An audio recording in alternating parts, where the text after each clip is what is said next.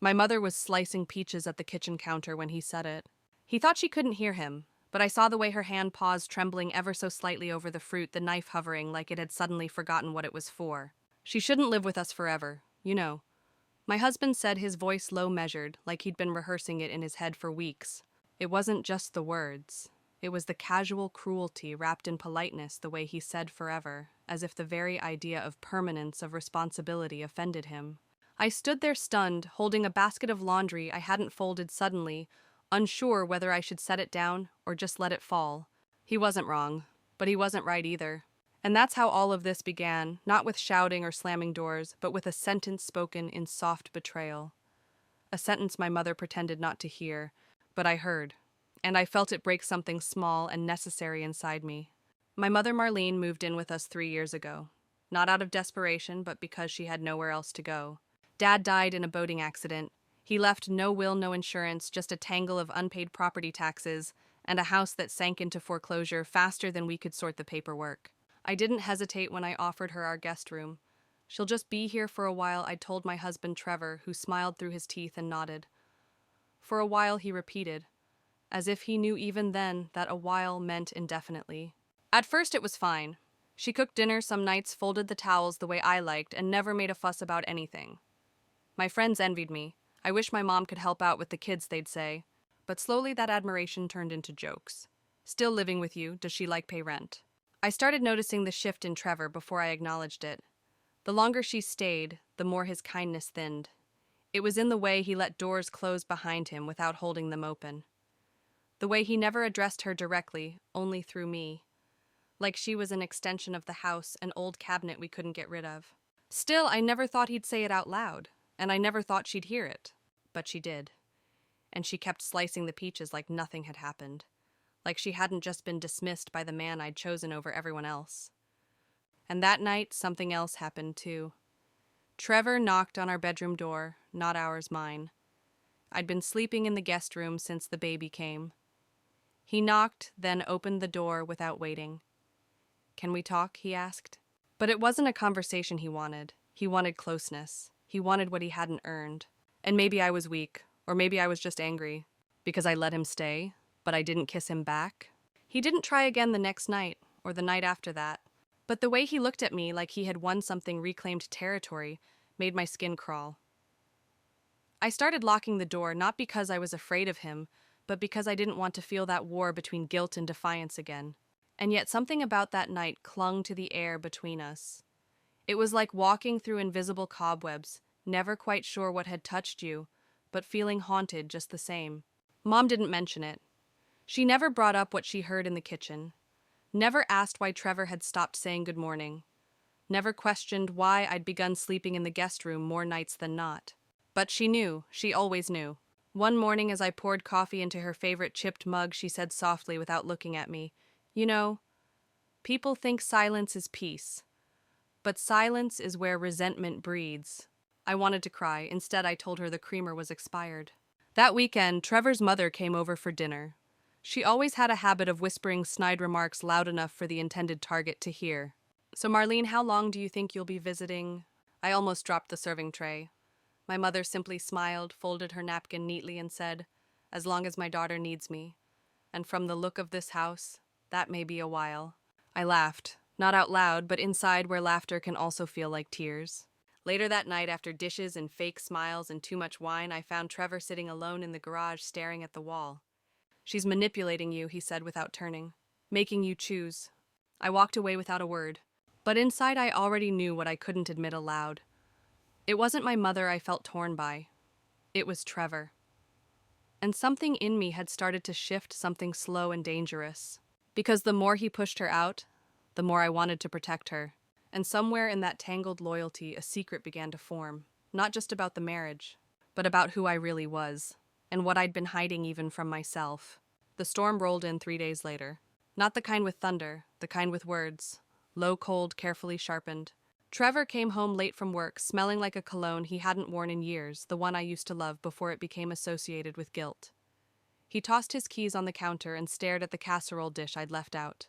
"She's still here," he said. Not a question, a statement, an accusation. "She is?" His jaw tightened. This isn't sustainable, Melanie. I didn't respond. I just looked at him, wondering when exactly the man I married had started viewing kindness as a liability. She's your mother, not mine, and I didn't sign up for this. That line, that rehearsed line, burned into me. And before I could stop myself, I said neither did she. But she didn't leave. His silence wasn't empty, it was seething. Trevor took the casserole, muttered something about eating in the den, and left me standing in a kitchen that suddenly felt like someone else's home. I went upstairs. Mom was folding my daughter's socks on the edge of the bed. That was her way of coping, doing small, precise things when emotions got too big. She's getting taller, Mom said without looking up. I sat beside her. He wants you gone. I know. A beat of silence stretched between us. Then why do you stay? I asked. Her hands paused. Because I remember what it felt like when no one stayed for me. And just like that, the air cracked. Not with thunder, but with truth. I lay awake for hours that night, listening to the wind whistle through the gutters. When Trevor finally came to bed, he didn't speak. He didn't touch me. But his silence wasn't neutral, it was punitive. And in that quiet, something broke free in me. I thought about the neighbor across the street, Jared, whose wife had left him last year. He was always trimming hedges that didn't need trimming, finding excuses to wave at me. And 2 weeks ago, when I'd walked home from the park with Ella in her stroller, he'd offered me iced tea. I said no. But I stood on his porch for 15 minutes, talking about mulch of all things. It was harmless, wasn't it? That night I wondered, was I only starting to drift, or had I already crossed the shoreline without realizing it? It started with a knocked-over trash bin. Jared was outside again, shirt clinging to his chest from the summer heat, his hands dirty from trimming hedges that didn't need trimming. He waved like always, but this time I walked over. I think raccoons hate you, I joked. He smiled. Or maybe they like you and just want an excuse to see you out here. It was innocent, too innocent, the kind of innocent that hums with something unspoken. I should have turned around. Instead, I asked, "You have any iced tea?" He laughed, always. That was the first lie, pretending I didn't want to go in. Pretending it was just tea, just neighborly politeness. Pretending I didn't notice how his house smelled like pine and musk, so different from the suffocating air of my own home. We sat in his sunroom, the windows open, the wind touching the curtains like whispers. He asked about my job. I asked about his divorce. We danced carefully, two people pretending not to know the steps. He didn't touch me. He didn't need to. There was a moment when he looked at me, not the way Trevor used to, but the way I hadn't been looked at in years. Like I mattered, like I was still visible. When I left, my hand brushed against his as I passed him in the doorway. I didn't flinch. I didn't apologize. I just walked back across the street and told myself I'd done nothing wrong. Trevor was in the garage again. He didn't even ask where I'd been. And Mom, she was in the nursery humming softly while rocking Ella to sleep. I watched them through the crack in the door, my daughter's hand curled around my mother's finger like she belonged there. Like we all belonged there. But that night I couldn't sleep. The air between Jared and me had changed. And once that shift happens, once the current starts pulling you under, you stop asking whether you'll drown. You start wondering if you want to. I didn't go back the next day, or the day after that, but I thought about it.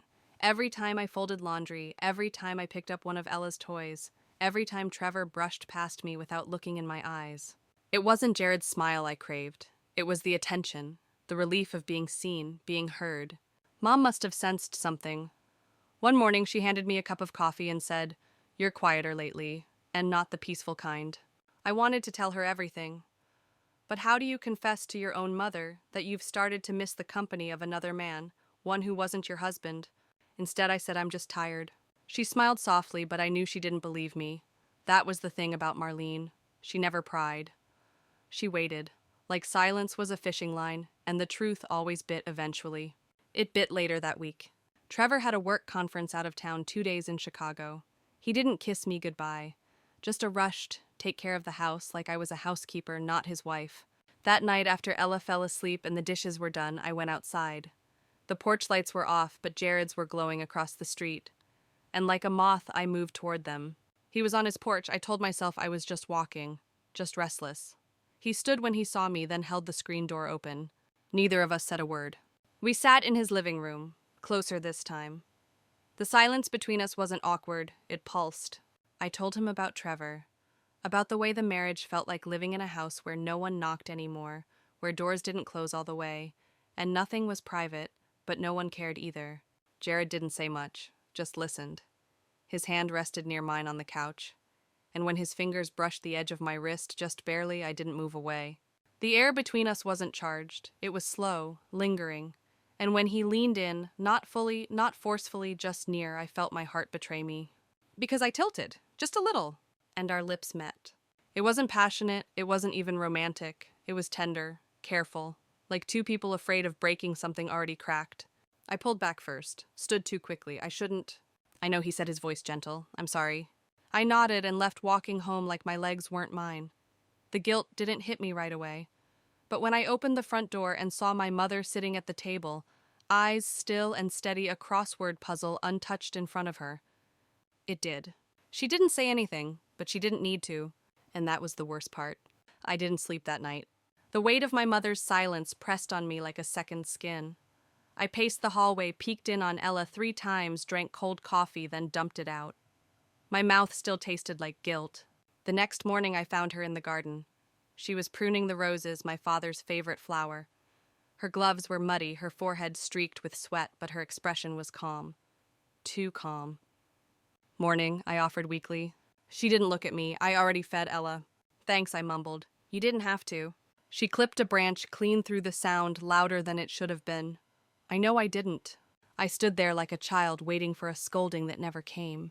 Then she asked it soft but sharp. Is this who you are now? It hit me harder than if she'd screamed. I sank onto the porch step, elbows on my knees. I don't know who I am anymore. She took off one glove, sat beside me. Then you're at a crossroads. People always think betrayal starts with someone else. But sometimes it starts the day we betray ourselves. Tears welled up fast. I hadn't cried in weeks, maybe months. I didn't plan it, I whispered. It was one kiss, that's all. Her voice was steady. One kiss is enough to rewrite a marriage. Enough to teach your daughter what love is not. We sat in silence after that, and I hated how right she was. Trevor called that evening. The line was full of static, or maybe that was just his voice. Conference is wrapping early, he said. I'll be home tomorrow night. Home. The word rang hollow. I wanted to tell him everything. I wanted to confess. I wanted to scream about the way he had neglected me, about the way he looked through me, about the way he wanted my mother gone like she was trash on the curb. But I didn't. Instead, I said, okay, drive safe. That night, I sat with Mom in the nursery. She held Ella, humming that same lullaby she used to sing to me. It was a melody I hadn't heard since I was a child, and yet it still held me together. I rested my head on her shoulder like I hadn't done in 30 years. I'm scared, I whispered. She kissed the top of my head. Then do the thing you'll be proud of in 10 years, not just tonight. But the truth was, I didn't know what that thing was anymore. Because what do you do when you've betrayed the man you no longer love? For a man you don't yet know how to trust. Trevor's car pulled into the driveway just after 6 the next evening. I watched him through the kitchen window the way you watch a stranger you used to know. He moved the same, carried the same worn leather duffel, even glanced up at the roof like he always did, as if shingles told him anything about our lives. But nothing about it felt familiar. Nothing felt safe. Mom stood beside me drying a dish she'd already dried once. Are you going to tell him? She asked. I don't know what I'd even say. She looked at me for a long second. Then figure it out before the silence says it for you. Trevor kissed Ella when he came in. She clung to him, squealing daddy like the past week hadn't happened. He hugged her like a man desperate to remember who he was. Then turned to me. Hey, he said. I forced a smile. Hey. Dinner was awkward. The clatter of forks and sips of water filled the space where conversation used to live. Mom ate quickly and quietly, excusing herself with a muttered early night. When she left the room, Trevor spoke. I've been thinking a lot. My heart kicked against my ribs. About what? He looked tired, defeated. Us. Everything. I know I've been distant. I know I've made you feel alone. And I know I've been unfair about your mom. I stared at him. I've been angry, he went on. But not at her. Not really. At what everything's become. The house doesn't feel like ours anymore. You don't feel like mine anymore. My throat tightened. I'm not anyone's. He nodded slowly. That's what scares me. I wanted to confess. I wanted to say her being here kept me from falling apart. That without her, I wouldn't have lasted this long. That someone else had seen me in a way he hadn't in years. But I didn't say it. Instead, I asked, do you want me to ask her to leave? Trevor's eyes narrowed. Do you? The truth was, I didn't know anymore. After he went upstairs, I stepped outside. The porch light flickered like it couldn't decide whether to stay on. Across the street, Jared's house was dark. He hadn't reached out. Maybe he regretted it. Maybe he'd never meant it. Or maybe the silence was his answer. I sat down the night cool against my bare arms. For the first time in years, I didn't know which life I belonged to.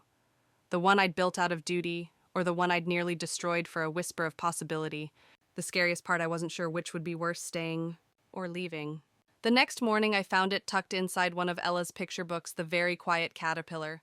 A folded piece of paper creased 3 times. It wasn't meant for me. It was my mother's handwriting. I recognized it instantly: rounded letters, clean spacing, that little heart she always drew in the loop of her lowercase y. I shouldn't have opened it, but of course I did.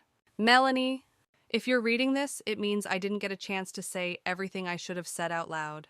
I saw the way he looked at you, and the way you looked away from yourself in the mirror. You think this is about your marriage, but it isn't. It's about who you are when no one is watching. About the parts of you that feel unlovable unless someone else notices them first. You don't owe your life to a man who forgets to see you, but you also don't owe your soul to a man who only sees you when you're broken. Find the part of you that existed before either of them. That's the part that's always been mine. Mom. I sat on the nursery floor for a long time, the letter shaking in my hands. I remembered being 12 and waking up from a nightmare screaming for my mom. She ran in, held me, whispered over and over, "It's just a dream, baby. It's just a dream." But this wasn't a dream. This was a waking truth I didn't want to face. That night after dinner, I looked at Trevor across the table. He was scrolling on his phone, laughing at something I would never be let in on. I thought about the kiss. Jared. The pull of validation from a stranger. I thought about how long it had been since Trevor had reached for me, not just my body, but me. "Do you still love me?" I asked suddenly.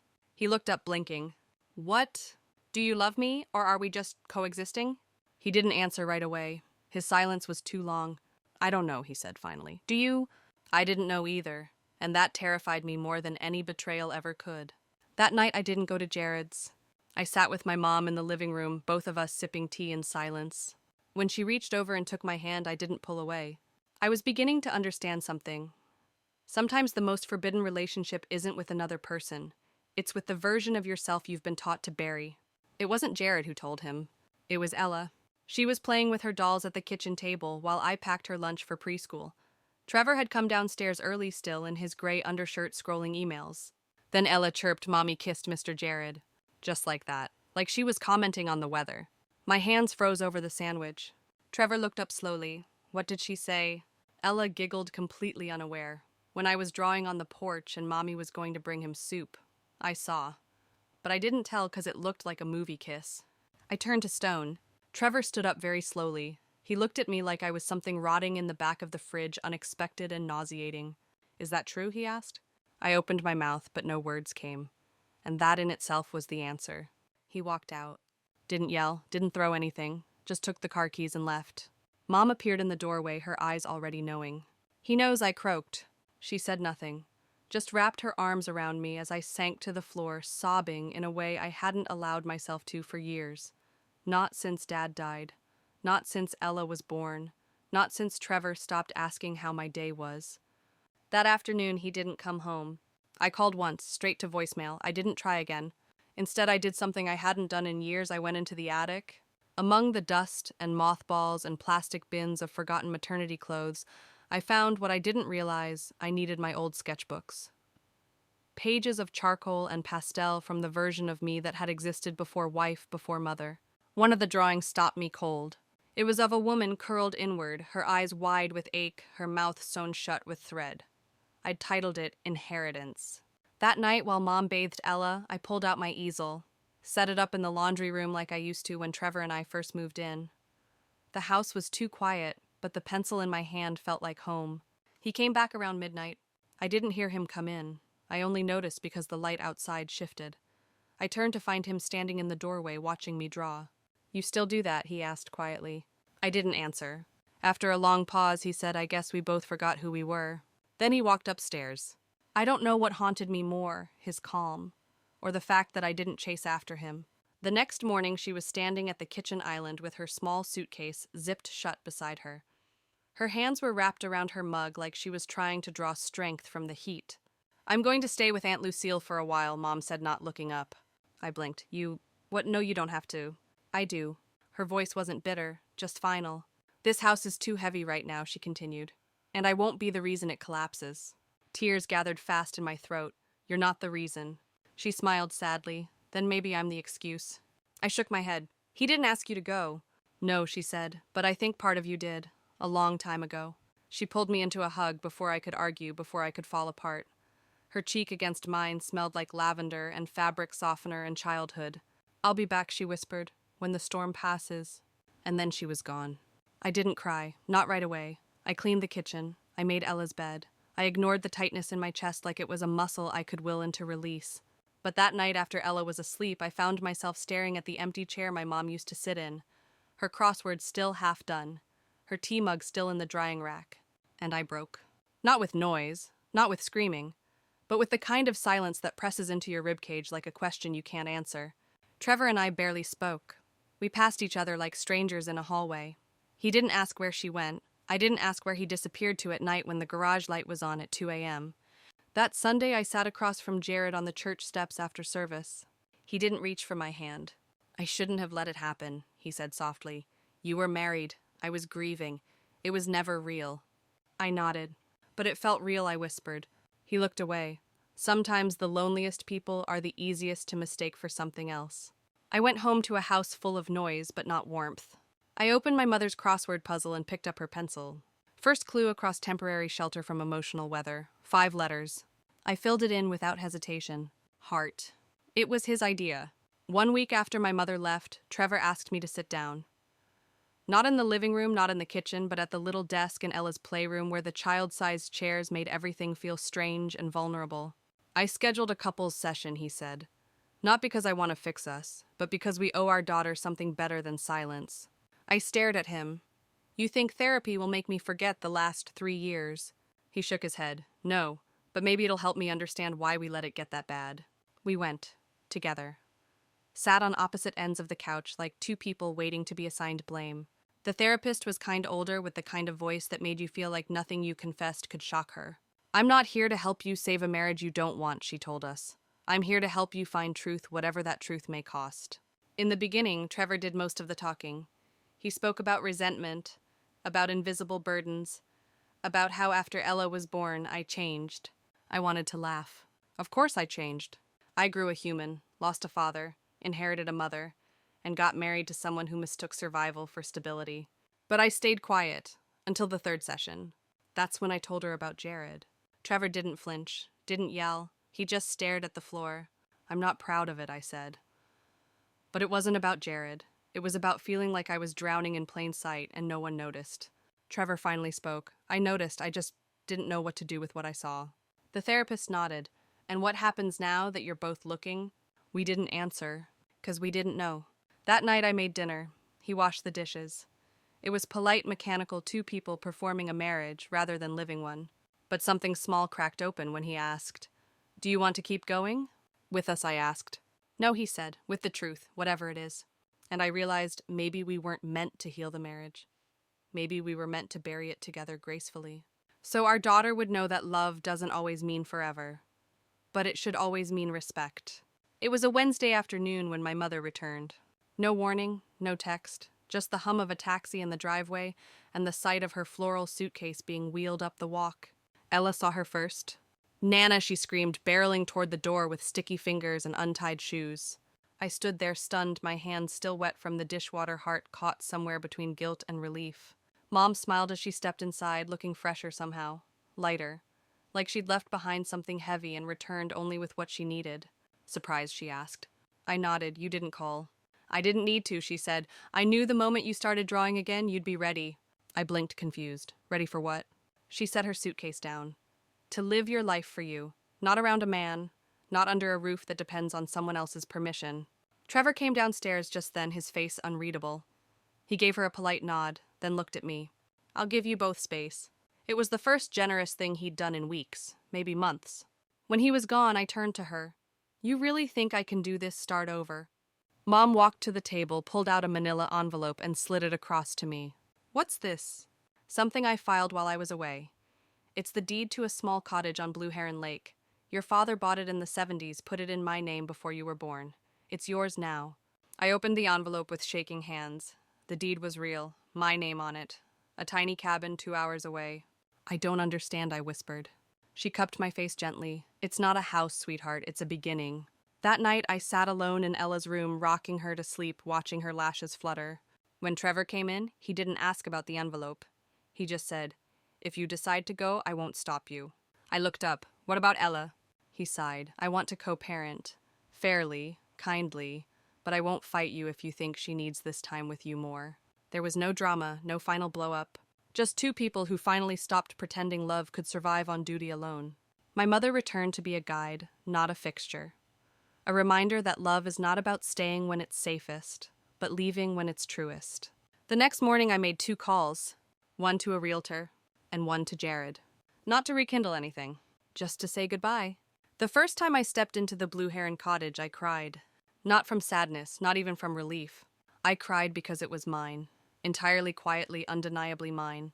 The air smelled of cedar and lake water. The curtains were dated, the floor creaked in familiar protest, and there was dust in every corner, but it welcomed me like a heartbeat. Ella ran from room to room, squealing about her lake house room. My mom stood on the porch with a mug of coffee, watching the wind move across the water like a hymn. Trevor helped us move in. Yes, him. He carried boxes, fixed a broken screen door, even replaced the batteries in the smoke detectors without being asked. We barely spoke, but when I handed him a cold bottle of water as the sun dipped behind the trees, he said, "You did it. You really left." I nodded, "And you really let me." He gave a small smile. Sometimes letting go is the most loving thing we ever do. We didn't hug. There was no tearful farewell. Just a mutual understanding that this chapter was ending. Gracefully, finally. I started painting again. Real painting, not just sketches on napkins or idle doodles while Ella napped. I opened an Etsy shop. My first painting sold within 2 weeks. Mom cooked, gardened, read mystery novels in the hammock. Ella thrived. Her tantrums faded. She started sleeping through the night again. She laughed with her whole body. One night while tucking her in, she said, "You're happier here." I smiled. I think we all are. There were hard days, of course. Days when I doubted. Days when I missed the illusion of stability. But then I'd open the windows and hear the birds, see the lake, smell the rain coming through the trees. And I'd remember this wasn't an escape. This was a return. To myself, to my daughter, to a truth I'd been afraid to speak for too long. The marriage didn't survive, the affair didn't flourish. But I did. And for the first time that felt like enough.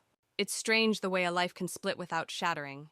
I used to think leaving would destroy everything: my daughter's future, my mother's peace, Trevor's pride. But in the quiet rhythm of lake winds and laughter, I realized I hadn't broken the family.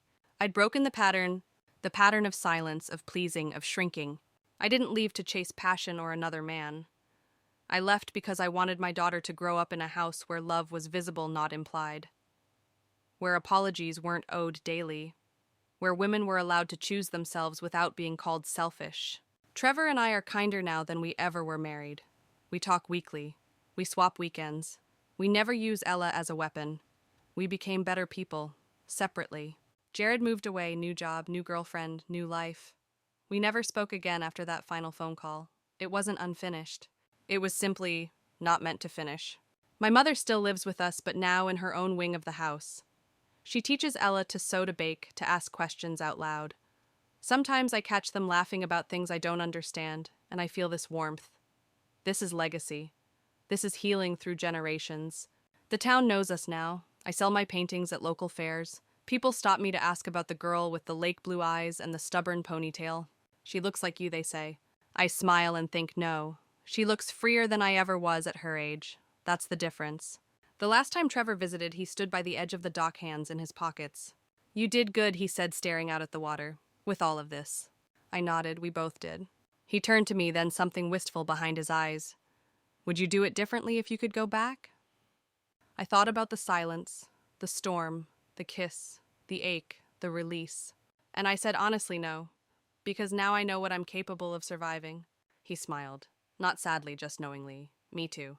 And then he left. And the lake kept whispering. And the wind kept moving. And my daughter laughed through the screen door as my mother sang off-key in the kitchen. And I knew this wasn't a happy ending. This was a beginning I wrote myself. One choice at a time. One truth at a time. One breath that no longer had to be held. He said, "Your mom shouldn't live with us forever." But in the end, she did. And so did I.